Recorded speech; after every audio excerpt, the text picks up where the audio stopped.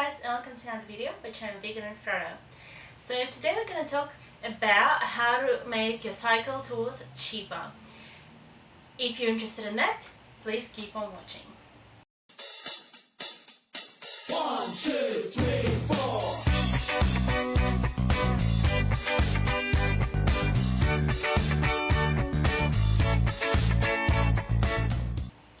With any kind of adventure and travel that you do, I think there are three main factors that take your money. 1 is accommodation, 2 is transport, and 3 is food. And today I'm going to discuss all three of them and quickly go over things that I do, some ideas maybe for you, and hopefully you will be able to take something out of this video. There are different ways to make accommodation cheaper. Obviously, staying in a hotel for $100, $150 a night, every night for a 20 or 30-day tour, or if you're going for months at a time, is not really viable, especially if you're not getting that annual leave payments from work, right? If, for example, you run out of annual leave and now you're just living on your savings. So, there are a few different platforms that are available to us out there.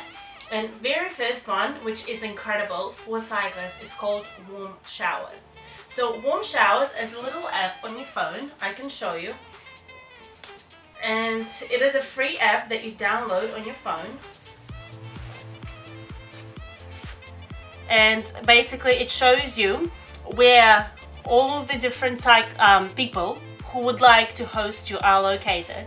But basically you can go in and choose who around you is available to host you. You can find their addresses, you can find their phone numbers on the website, and potentially contact them or email them, send them a text message or something.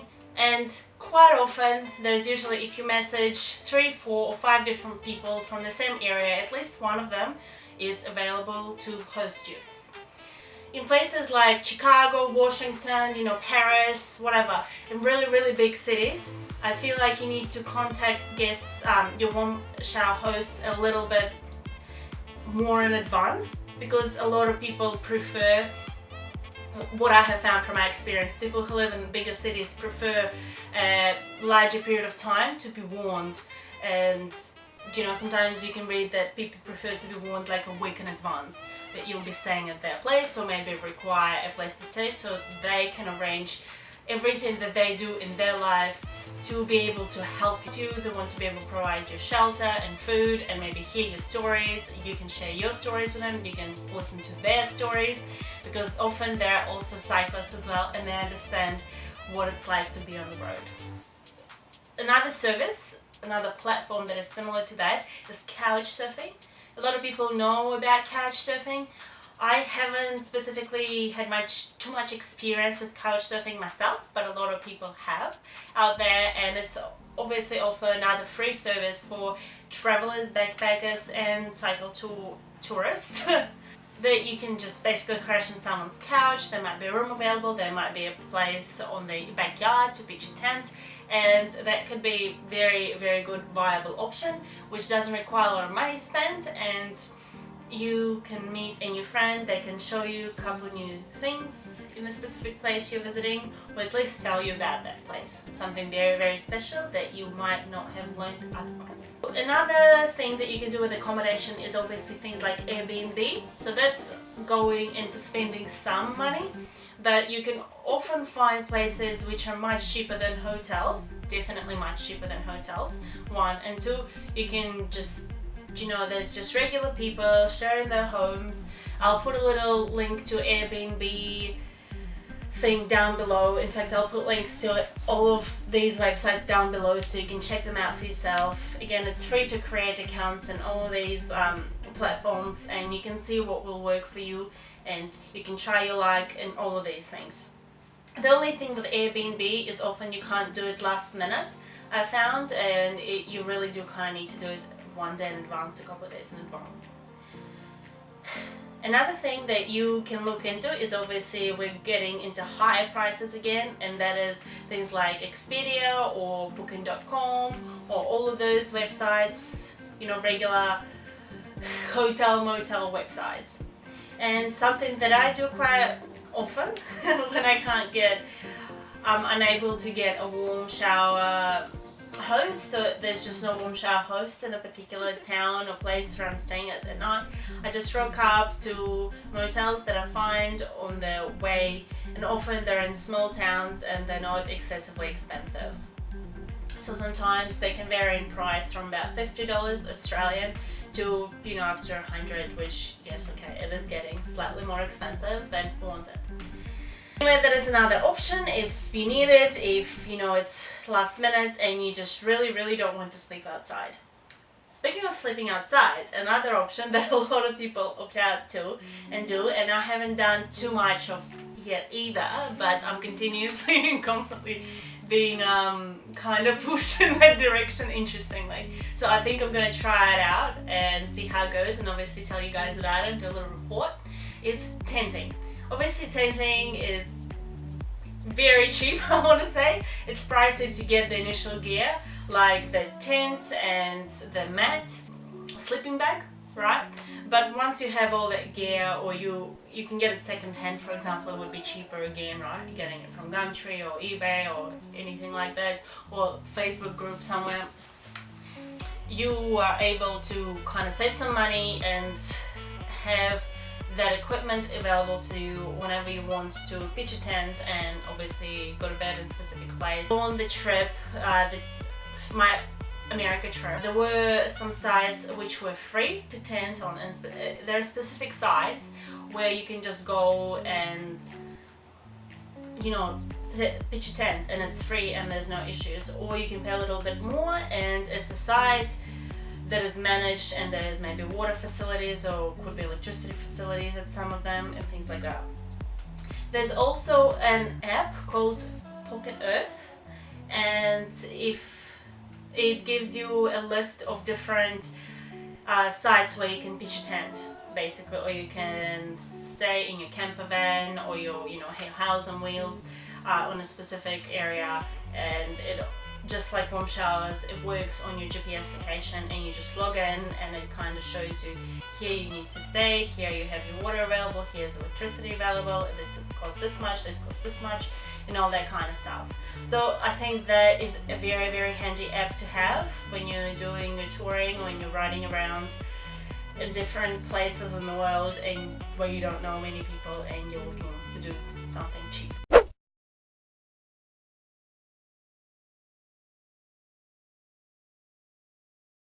Now, going into transport. I feel like we can talk a lot about transport on this subject, and the main things I guess I wanted to quickly touch on is, one is obviously flying. When you're flying with your bike, first of all, it's not as scary as it sounds. It's very possible and very doable.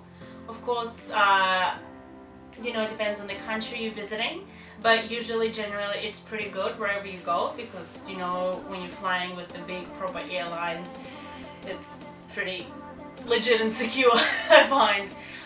So something that I have found with flying with a bicycle is, one, if you don't have too much luggage, or try not to have too much luggage and put all of your luggage in your bug box, right? So then that bug box counts as a single check-in bag, unless you really need 1001 bags to go with you. But what I do is I just chuck everything in my bag box, and then it just goes as a single thing. Whether you need to pay for the oversized luggage, that depends airline to airline. I know with Qantas, I've done a lot of flying with Qantas, I never had to pay anything, but with either Jetstar or like those smaller airlines here in Australia, you had to pay like extra $20 or $30. But with things like Qantas or Air New Zealand, same as my flights to US, through US, I never had to pay anything extra for an oversized luggage, because that luggage was my only checked-in luggage, right? So as long as it's under 32 or 23 kilos or whatever it is as per your ticket, that is what you pay. Is, you know, what's included to pay in the ticket. Right, you can always pack your own bike, and I should do proper separate videos on boxing and unboxing the bikes, you know, the one with the disc brakes and ones with ped brakes and stuff, because there's slightly a couple of little hacks that are slightly different for each one of them. And basically you can get that box from any bike store. Go a few days or a week before flying, just check into your local bike stores, see if any of them have a free bike box, because often the boxes that the bike shop gets the bicycles in, they tend to throw out. So if you get in there and ask for a bike box, it would be free for you to take, because it's just rubbish for the bike stores.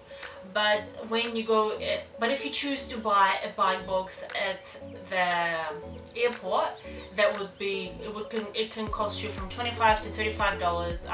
I've paid that money in the past, right? So if you want to save just a little bit of money, go to your local bike store and grab a bike box from there. So it won't cost you anything.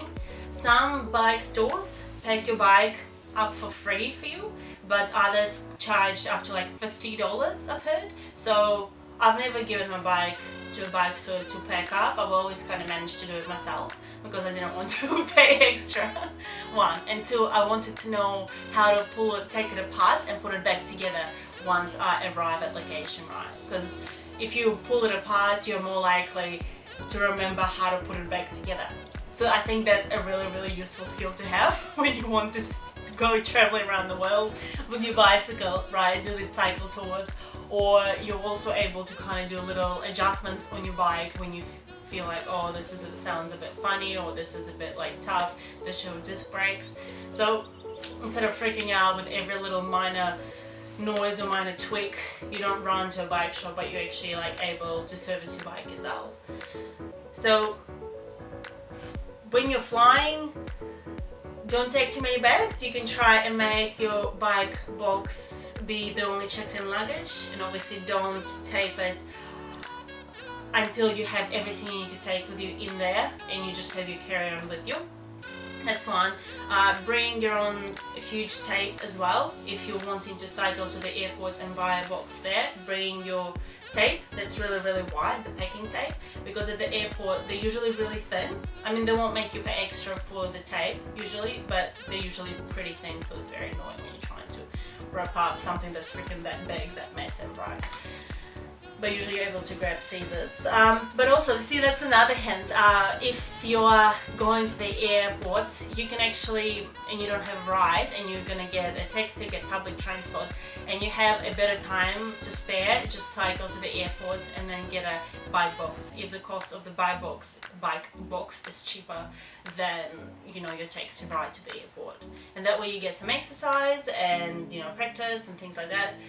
Most airports you can cycle to, and you can cycle from. Even in LA, I was able to cycle from Los Angeles airport to LA City, to like Beverly Hills and all that, like Hollywood Hills. No worries, I just went straight up. So that's another way to save money when you're traveling, when you're transport, you know, from A to B, when you arrive to location, when you're going somewhere. A lot of cities in Australia you can cycle to and from the airport, like definitely from Brisbane, super easy. I've done it in Sydney as well. I've cycled to Sydney airport. I have cycled to Adelaide, cycled from Adelaide airport. I've cycled in Melbourne to and from airport. So there are a lot of options overseas and locally, and New Zealand obviously as well, in Wellington. So try it out if you don't have a ride. See if you can actually get to your destination with your bike. A word of warning though, sometimes with some airlines you do need to kind of double check that the bike box is available. It has been available every time I've been to the airport, but there are some airlines that may not store too many bike boxes, and if there is some sort of event on, like there's a triathlon, Ironman, some sort of bike race in the area, sometimes airlines don't order a lot of boxes for some reason. They only order like an X amount, and just, yeah, sometimes it pays to double check, but another option is obviously getting it from the bicycle store, as I said, local bike store. So that's in regards to transport to and from airport, and obviously you're cycling, if you're just cycling from where you live to a city over there, you know, obviously you don't need to fly. That was in regards to if you're going international or going to cities that are much further from than you are. And something in regards to bike, fixing your own bike, right? Because when you're cycle touring, especially if you're on the road for like a few weeks and you're doing 1,000, 2,000, 3,000 or whatever case tour, you need to have some sort of supplies with you. You need to have things that will help you fix your bike quickly if you need to, right? So things like spokes, tubes, tires, zip ties can be helpful just for this and that, like little fixing, having a degreaser, a little bottle of lube for your chain or oil, a little rag, things like that. Obviously having your puncture kit, your hand pump, and just the usual stuff, your little collection of Allen keys and things like that, screwdrivers and all that, like it's a little, tool thing. It is good to know how to do simple basic things on your bike and how to fix it. Definitely learn how to fix a flat tire and how to fix a puncture before going touring, but I feel like, yeah, this is pretty like, obvious. A lot of people would know how to do it, but I tell you what, I didn't know. I have learned how to fix a puncture on my very first bike tour. Like, I've fixed a puncture maybe once or twice before, but I've learned it thoroughly on my very first bike tour from Brisbane to Sydney, because some days I was getting punctures like, one day I got like 6 or 7 punctures in one day and it was ridiculous. But I most definitely have learned how to fix a flat tire very, very quickly. So learn how to do it, perfect it, so no worries. Couple of areas, couple of websites, couple of ideas on how to buy bike gear cheaply or with a discount is obviously online. Websites like Wiggle, Chain Cycles, 99 Bikes. They're very good. I found they're very good to buy things maybe in bulk or just things with a little bit of discount. So check that out, see if you can find specific thing that you're looking for cheaper. Those are the websites that I go to, and I like to buy my tires from 99 Bikes or Wiggle because I usually can save $30-40 per tire on the tires that I like to buy, because at the store there can be like $70 or something, and over there they're much cheaper. And obviously you don't get something like instantaneously, you paid money, you get it, but you usually get it within a few days, and you can kind of predict when you need it. If you've had a few punctures and you've ridden on your tire for like 5,000 k's, you probably might need to change it soon, so you just buy it in advance and it'll get there. Same as the spokes and tubes and new chains, chain links and things like that. And maybe we should do a video on repair kit and stuff that I take with me on my cycle tours. Going into food really quick, things that I do with food when I tour. I like to take lots of dry fruit, nuts. You can take beans, you can take cooked rice, you can take homemade bliss balls, granola, muesli bars. You can buy food in a light bulk, like a bag of muesli in whichever town you're in, and then kind of travel with that. The only thing that you need to remember is obviously the extra weight that you're going to need to carry when you buy that food. So kind of try and level it out, what you're willing to bike with versus how much food you're going to need for the day. But at the same time, the good thing is that the weight is going to reduce through the day or through the next few days whilst you're eating that food. And make sure that whatever you take is not going to go off. So fresh fruit is kind of a mixed category. It really depends on the weather, right? So for example, things like bananas, they can go off if it's a crazy hot day and they get all squished and mushy in your bag, right? So it really depends. But I think it's super duper important to eat fresh fruit, veggies and greens, fresh greens when you're traveling, you're riding.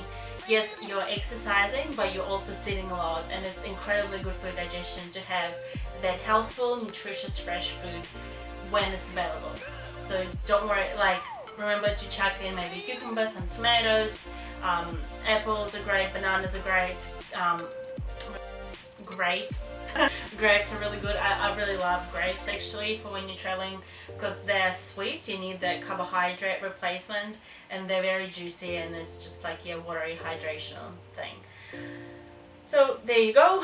With food, you can look into also buying it in bulk. It's good to But if you're just going from home 1,000 k's that way, you know, you can just pre-made your little bliss balls or have your homemade muesli bars, which again can save you a bit of money, and have your little nuts and fruits and things like that bought cheaply in bulk wherever you live and taking it with you. Quickly on the supplements, I've taken a lot of spirulina on my most recent tour. So I had that in a bag basically, and I'll do a separate video on there just kind of explaining why I was doing that and how I believe it helped me and it assisted me with everything that I needed. I also like for electrolytes, there are all sorts of things obviously you can use these days for electrolytes. There are a lot of products on the market, and I use the dried out coconut water. It has a lot of different like magnesium, potassium and things like that in there, and it's just, yeah, you kind of mix it out in your water bottle as well, and you just go and take that as an electrolyte on the go. So that's a quick video. Let's do a little recap. 3 different ways where the money goes when you're traveling. 3 different ways you will most likely be spending most of your money when you're traveling is accommodation, transport and food. So with accommodation, look into things like warm showers, Airbnb and tenting. With transport, look into things like how you're going to get to and from airport and how you can save money by cycling to or from airport. Your bike box, what are you going to do with your bike box, how you're going to get it, whether you're willing to travel to the airport via bike and buy the bicycle box at the airport, or you rather get it for free at the bike shop for your travels. And whether or not you're going to be paying your bike store to pick up your bike, or you're going to do it yourself at the airport, which once again is going to save you some money. And in regards to buying supplies for your bike, whether you need fixing or whether you need new things for when you travel, look into things like buy the groups online. Things online, look into secondhand bike touring gear first on eBay, Gumtree or Facebook groups. For example, in Australia it's Brisbane Bicycle Market, Sydney Bicycle Market or Australia Bicycle Market. At the same time, you can look into going through different websites like 99 Bikes, Wiggle, Chain Cycles and so on buying cheaper bike things for your bike. In regards to tires, tubes, chain and different bits and bobs. And look into food like dry fruits, nuts, beans, pre-cooked food, homemade bliss balls, muesli bars, granola, but at the same time look into extra weight versus how quickly you will be able to consume that food compared to your travel time.